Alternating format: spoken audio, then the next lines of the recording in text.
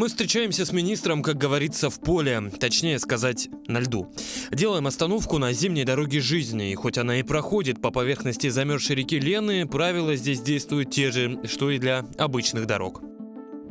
Есть определенные правила, это скорость движения обязательно и расстояние между автомобилями. То есть прямо прописано в ГОСТе, что, условно говоря, расстояние не менее 70 метров и скорость не более 30-40 км в час. Ну, Владимир... знаем, что по факту многие водители этого не придерживаются. Тоже к сожалению, да. Да, к сожалению. Владимир Михайлович. Очень часто возникает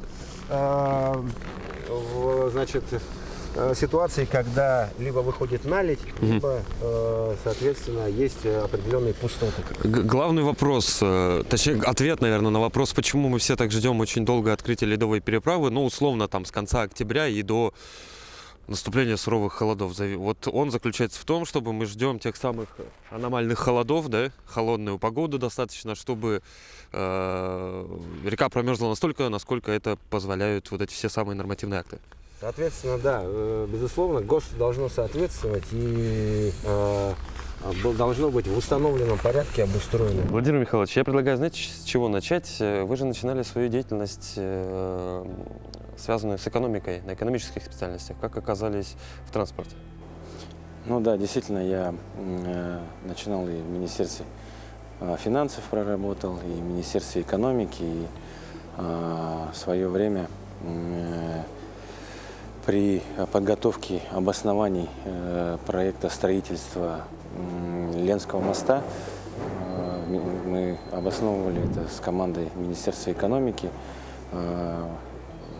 и в Минэкономразвитии, в Минтрансе России, в Минфине России. И, когда поступило предложение от Айсена Сергеевича Николаева, главы нашей республики, значит, рассмотреть возможность работы в Министерстве транспорта, то он сказал: ну, ты же всех знаешь. Ну, действительно, мы очень сильно, плотно взаимодействовали с Министерством транспорта России и очень со многими коллегами знакомы. Соответственно, все те обоснования, которые легли в основу грузовой базы эффектов Ленского моста, так или иначе связаны с транспортной отраслью, и, соответственно, решил, что 5 лет, почти уже 5 лет назад, уже почти 5 лет возглавляю Министерство транспорта. Считаю, работа мне нравится, интересна, есть результаты, я доволен.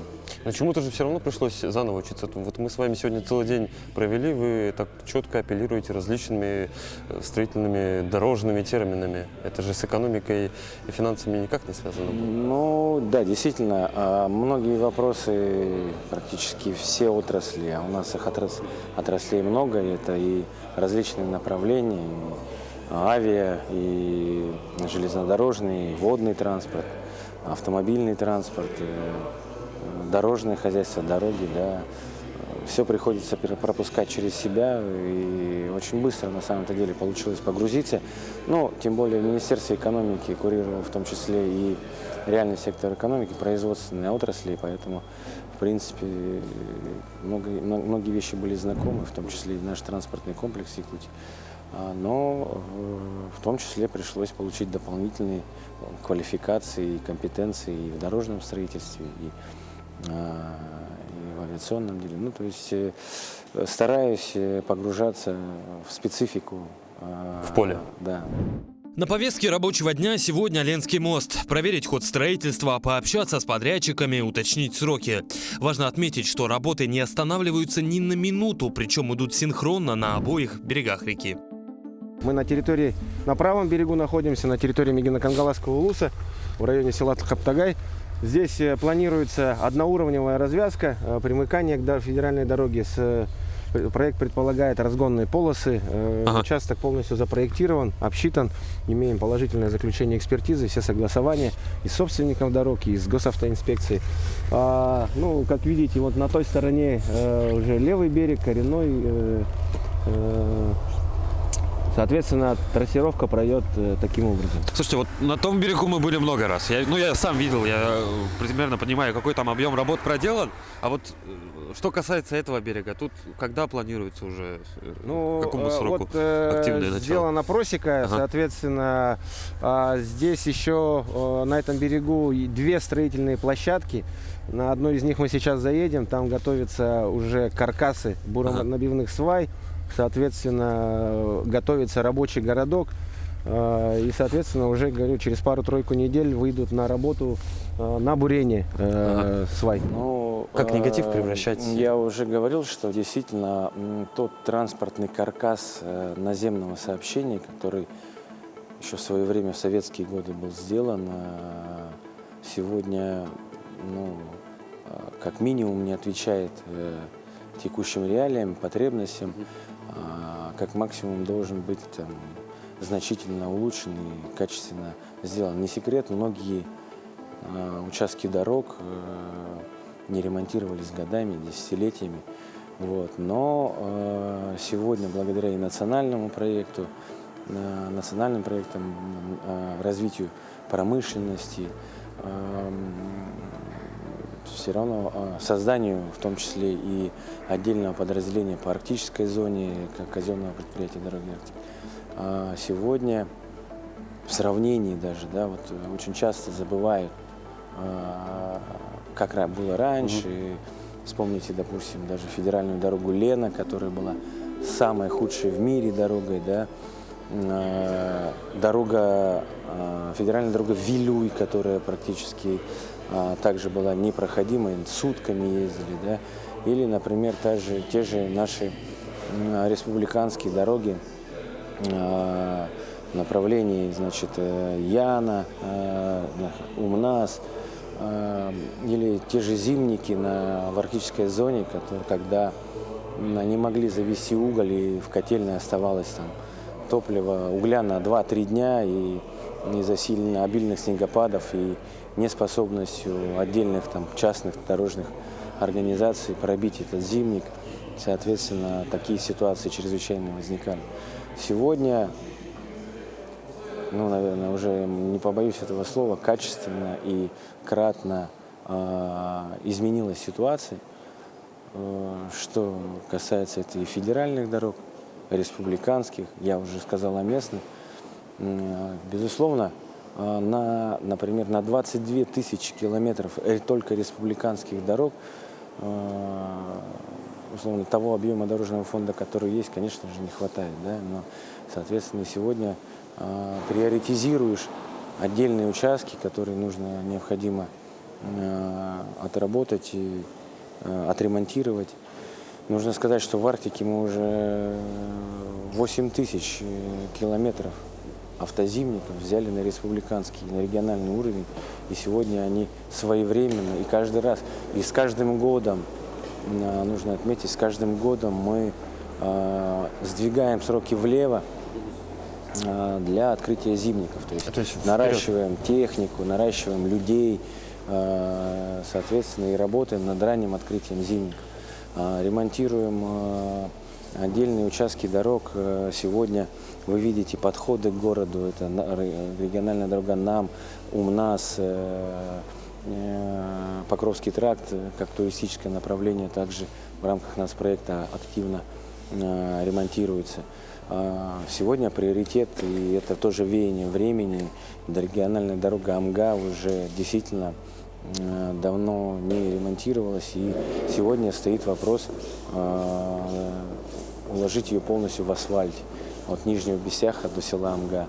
И эту задачу мы тоже запланировали.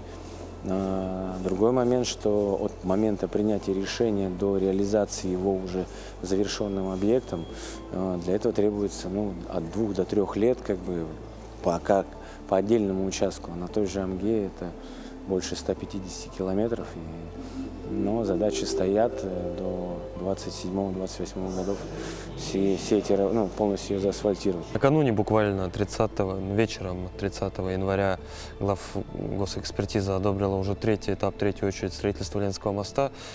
большой, важный инфраструктурный объект. Сегодня очень много о нем говорим. Что за третий этап, что предполагается? Хотя бы кратко. Я понимаю, что там, скорее всего, сотни тысяч листов, но вот какую-то основную суть третьего этапа. Третий этап – это был левобережный подход со стороны города, то есть со стороны Табаги до непосредственно основного сооружения, основного вантового трехпилонного моста. Он предполагает подходы к этому мосту, проходит, соответственно, в районе Старой Табаги и, соответственно, примыкает к участку подъездной дороги к развилке между Новой и Старой Табагой. Объект был разделен на этапы только лишь для того, чтобы ускорить процесс начала строительства. Сегодня, вы видели, строительство активно началось, и мы в феврале ожидаем уже первые средства федерального бюджета на этот объект. Очень важно быть в сроках. Самый, наверное, сегодня масштабный, значимый проект для всей республики, для чего там всего Дальнего Востока, Дальнего Востока. Занимаемся уже, я им сам лично занимаюсь тоже достаточно давно, очень такой, наверное, некий личный, в том числе, вызов, челлендж, или как там это модно сейчас называть, и очень хотел бы его реализовать, и это, наверное, мечта каждого якутянина. Ну, то есть все вот эти разговоры в интернете, что Ленинский мост не строится, все это фикция, все это... Я сегодня сам своими глазами видел. Лучший ответ всем скептикам – это результат. Я думаю, что мы его обязательно достигнем. И первые результаты, итоги, первые конструкции уже можно будет видеть уже этим летом. По пути заезжаем мы на площадку, где свариваются арматурные каркасы. За бортом минус 40, но здесь по-настоящему жарко.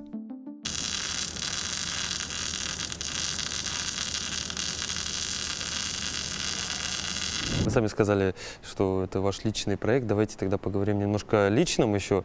Как вот, когда все силы практически уходят, мало того, что на Ленинский мост, так еще там куча других направлений, как остается время на семью, на личное, там, на хобби, в конце концов, какие-то? Да, у меня, к счастью, 3 детей, я являюсь многодетным отцом, сын и 2 дочки. Школьники и младшие сходят в детсад. Соглашусь, времени не так много, постоянно нахожусь в разъездах, очень часто в разъездах и чаще всего по республике. Всегда стараюсь по земле ездить, смотреть, в том числе состояние дорог.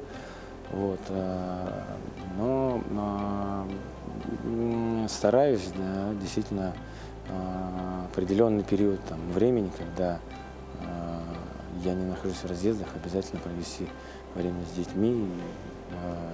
Они всегда меня очень ждут. Я знаю, что в футбол играете, в том числе и с сыном у вас общее увлечение делите. Да, так уж повелось, что увлечение отца передалось сыну. Сын также показывает хорошие результаты. Он чемпион республики среди школьников. И буквально недавно только они выиграли республику. Во 2-й раз поедут на российские соревнования, всероссийские соревнования.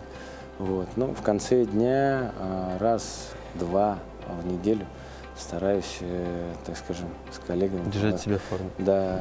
Люблю этот вид спорта, регулярно занимаюсь им. Несмотря на то, что и в других видах спорта тоже занимался разными видами спорта, и до сих пор и в волейбол можно поиграть, и в баскетбол, и поплавать, но футбол всегда оставался для меня самым любимым, наверное, видом спорта. Когда-то и масс-рестлингом занимался, и в шахматы играл, футбол все равно регулярно с коллегами, со своими коллегами, со своей командой играем. Я также выступаю в любительском клубе играют уже, во второй, в первой лиге города по мини-футболу играют. Поэтому футбол всегда был в моей жизни. А чем привлекает? Вы сказали футбол, волейбол, короче, по большей части командный вид спорта. Ну, не только, ну, например, настольный теннис, бильярд тоже, кому хочешь, да, ну, так, посоревнуюсь, да. А чему учат футбол? Говорят же, что шахматы развивают терпение и стратегию. Допустим, да, те же спортивные игры. Во-первых, в первую очередь помогает поддерживать себя в хорошей физической форме, это взаимодействие в команде, ну и, безусловно, мышление, общий такой кругозор в целом и умение думать на 2 шага вперед. Еще немножко про семью. Есть ли какие-то семейные традиции у вас? Вот, ну, допустим, в субботу вы все выключаете телефон, откладываете его далеко-далеко, и все, субботу, воскресенье, Семейные воскресенье. традиции, ну, и мои дети, так же, как и я, очень любят баню, и мы, Ух ты! да, мы всегда у бабушки на даче, у их бабушки на даче раз в месяц, как, ну, хотя бы, но ходим в баню, так скажем. Все дети, даже несмотря на то, что они маленького возраста, они Не очень, вредничают. очень любят, да, баню. Классно. Мы уже на левом берегу. На этой технологической площадке завершили бетонирование буронабивных свай под первые опоры конструкций. Это способ забивки, который заключается в бурении скважины и последующей заливке ее бетоном с использованием арматуры. Такой метод зачастую, кстати, применяется на слабых грунтах. Это связано с тем, что, значит, фундамент должен находиться ниже уровня земли, вне зоны влияния воды, чтобы не было размытия фундамента. Так. Вот, значит, Сохранять температурный режим, наверное, ну, правильно? температурно он на любой градус, но главное, чтобы конструкция Росверк, она предусматривает отсутствие размыва под ним. Ну, смотрите, вот же что-то бурится, да? Прям Нет, сейчас не будет. Сейчас у нас работает, значит, в холостом режиме для того, чтобы не замерзло масло гидравлическое и так далее. На текущий момент мы когда проезжали мимо строительного городка, миксер стоял под погрузкой. Сейчас у нас 2 часа запланирован бетон. То есть все, сваи полностью готовы, можем сейчас посмотреть. Давайте. Вот. Каркас опущен. Ага. Вот. Ждем бетон для того, чтобы начать бетонировать. Если мы здесь сейчас там полчаса... Да, давайте. Да, давайте, Давайте покажите, Сергей, откройте. чтобы заснять. И, Конечно. То есть по технологии все верно, потому что они должны находиться Да, ниже да, уровня сейчас земли. Они уже пробурились, опустили каркас буронабивной сваи и сейчас ждут поставки бетона для, соответственно, заливки этой сваи. Наташа для сваи, получается. То есть они не должны торчать как сваи условные для... Нет, у нас Вопрос все отпал. загрублено. Это связано, первое, что есть прогнозный размыв. То есть Ага. русло может меняться со временем в течение эксплуатации объекта в течение 100 лет. Ага. И предполагается, что здесь может произойти смещение русла. И для того, чтобы не было в результате вот этих природных действий подбытий. Так, дай-ка тоже гляну. Я верю вам на слово. Я не полезу. Ладно, полезу. Ну, соответственно, каркас установлен, пробурено все, каркас установлен. Вот он внизу, если посмотреть, вот она Давайте мы сейчас можем опустить видна арматура. И далее будет, соответственно, сюда заливаться бетон. И, как уже сказано, для недопущения размытия она находится ниже уровня земли. Мы можем по длине проверить. Мы можем сейчас опустить бетонолитную трубу, и до дна давай опускай.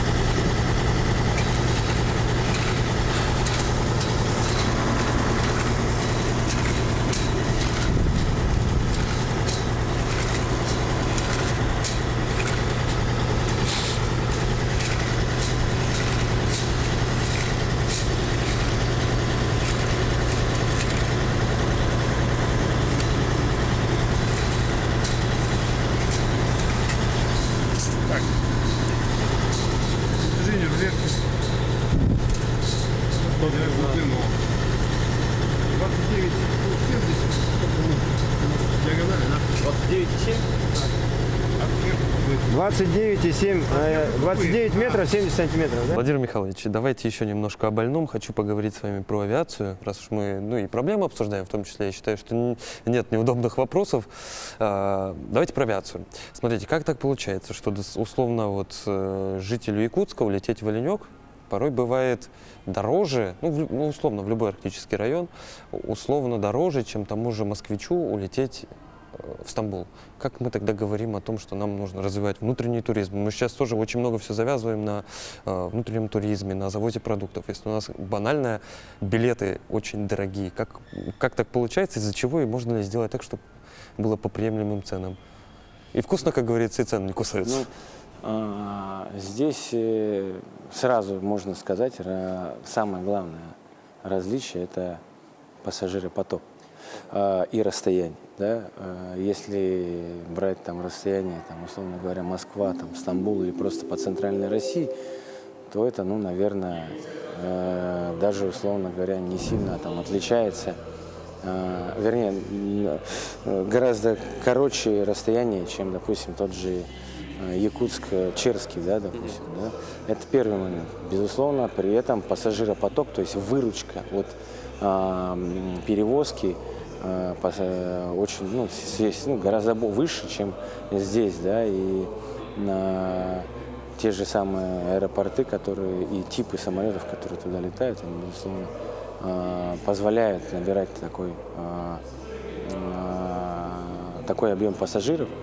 И, соответственно, это простая экономика, да, выручка гораздо больше, чем сами затраты. Здесь все, соответственно, почему тариф высокий, это все упирается в затраты. Первое, большие расстояния. Второе, это стоимость топлива, которое еще сюда нужно привезти, оно в том числе, вы же видите, что бензин здесь стоит 1,5 раза выше, чем в центральных регионах или наоборот, на северах, а то и в 2 раза. Это в том числе также влияет, да, и соответственно, экономика того же Ан-24 гораздо хуже, чем себестоимость самого рейса на Ан-24, хуже, чем того же Боинга, да, который летает, или та же Суперджет, который летает на коротких расстояниях в центральной России. И это все, конечно, накладывается на себестоимость самого рейса.